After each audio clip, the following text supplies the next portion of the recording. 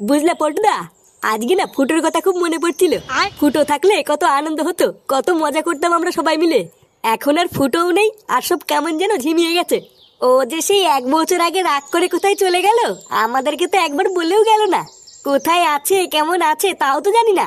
শোন, যেখানেই থাকুক না কেন মালটা কিন্তু খুব মস্তিতেই আছে, নয়তো এতদিনে না ঠিক বাড়ি চলে আসতো। খারাপ তো আছে ওর বউ ছেলে আর মা বাবা। ওর বাবাটার জন্য তো আমার খুবই খারাপ লাগে। এই বয়সে ওর বাবা সংসার চালানোর জন্য কি কষ্টই না করছে। আচ্ছা পল্টু, আমরা তোর বন্ধু হয়ে ওর মা বাবার পাশে একটু দাঁড়াতে পারি, তাহলে তোর ফ্যামিলিতেও বেশি কষ্ট থাকবে না, আর ওর বাবাকেও এই বয়সে আর কাজ করতে হবে না।